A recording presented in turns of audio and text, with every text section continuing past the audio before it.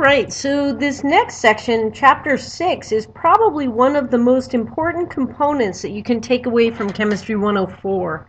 And this is our concept of the mole and how it relates to mass and the concepts of chemical equations so that we can utilize our chemical equations to actually do things in a laboratory setting. So for chapter 6, we're going to focus on what the mole is and what Avogadro's number is and how they're related. We'll look at gram to mole conversions.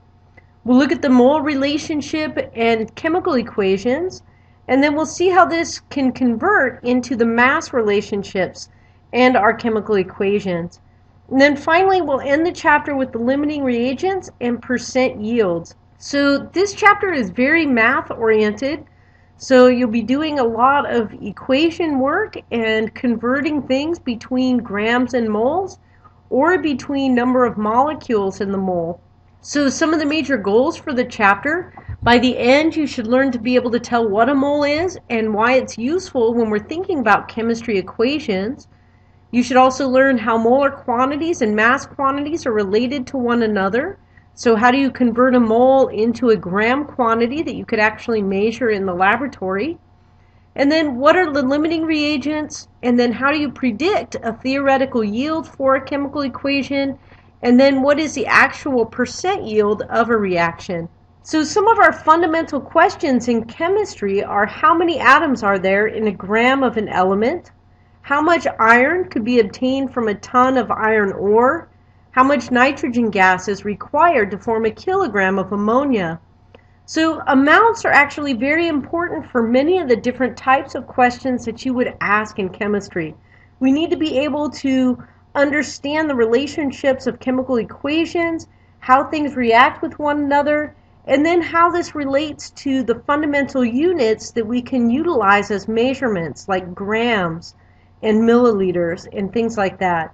So for this, we've got to understand our concept of Avogadro's number and the mole. And to do this, we've got some definitions that you'll need to know. So the molecular weight of any compound is going to be the sum of the atomic weights of all the atoms in a molecule.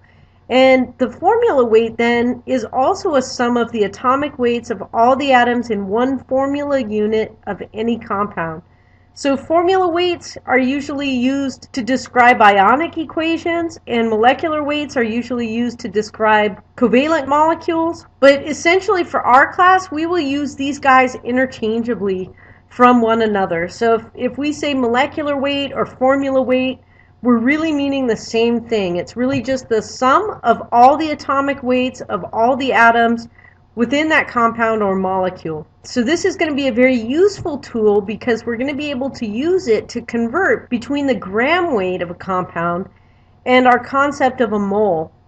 So 1 mole of any substance is the amount whose mass in grams, the molar mass, is numerically equal to its molecular or formula weight. So 1 mole of any compound or any molecule is equal to the formula weight or the molecular weight in grams. And then Avogadro's number also has a relationship to the mole. It's actually the number of molecules or formula units in a mole. So Avogadro's number is given by the unit N to the subscript capital A. And Avogadro's number is always going to be 6.022 times 10 to the 23. So this is a number that you should get to know, and this is essentially how many molecules or atoms or compounds that you have in a single mole of that compound. And so this is a very important concept because it really defines what a mole is. So it's very similar to a measurement that we might use that would be very common, would be a dozen. So if I told you to go get a dozen eggs from the store, how many would you bring back for me? Hopefully all of you said 12, because we all know that 12 numbers are in a dozen. And so if I told you to bring me back a dozen cats or a dozen dogs or a dozen eggs, you're going to know, or a dozen donuts, you're going to know that you want to bring 12 back to me, because that's the definition of a dozen. It's 12 things. And that's essentially this concept of the mole as well. 1 mole of anything is going to be 6.022 times 10 to the 23. So it's a hugely large amount of substances that create up a single mole. So if I told you to go get me a mole of eggs, you would bring me back 6.022 times 10 to the 23 eggs. I don't know what I would do with all those eggs, but that's how many eggs are in 1 mole of eggs. So you can have 1 mole of anything. You could have a mole of cats, a mole of dogs, you could have a mole of pencils. You could have a mole of donuts, which would probably kill you. But you could have a mole of anything. So 1 mole is defined as 6.022 times 10 to the 23. That's just our standard definition for a mole. And a mole is so big because atoms are so small. So to get them on a scale that we could actually work with in the lab, we have to use a huge number of molecules to be present. So in the early 1800s, Amadeo Avogadro was actually instrumental in starting to figure out how mass quantities compared with the actual number of molecules within a reaction. And it's pretty interesting because he did this actually as a high school professor.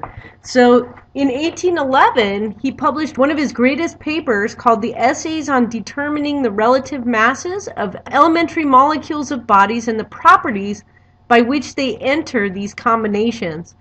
And so that's really a wordy title, isn't it, for a journal article? But essentially what he wanted to determine was, what are the weights of these different compounds that you need to use to mix them together to get them to combine in the correct proportions without wasting a lot of the material. We're starting to look at these chemical equations, right? If we want to do something like an acid-base neutralization reaction, or we want to do a precipitation reaction, and we don't want to waste a lot of our reagents. We don't just want to dump them in there in any amount. We want to be able to calculate, how much of this do we need or how much of that do we need, because purified compounds are often expensive and you don't just want to mix them together and then waste a bunch of your compounds. So Avogadro was one of the first investigators to really try to determine how the mass of different compounds was related to the number of molecules that were going to be present, so that he could try to accurately calculate how much of each substance that he would need to be able to mix together to make a reaction go forward without wasting a lot of the components that were going into the reaction. And so Avogadro's number is the constant that details how many molecules are in a mole, and then the mole will relate back to the formula weight in grams of each substance. So we can now very accurately predict how many grams are going to be required to get certain numbers of molecules of atoms that we can utilize to combine in chemical reactions. So this is a huge discovery. So Avogadro actually did not calculate this constant. It was actually calculated by a man named Johann Joseph Lockschmidt, and it was later named after Avogadro because of all the work that he had put towards understanding these relationships. Was really fundamental in the advancement of this field to actually get to a place where we could do the mathematical derivations that it took to calculate this constant. So that's pretty interesting. So at the atomic or small scale, we can write reactions and we can use the coefficients of reactions to indicate individual atoms, ions, or molecules. This is a super small scale, and it's too small to be seen without very special instruments.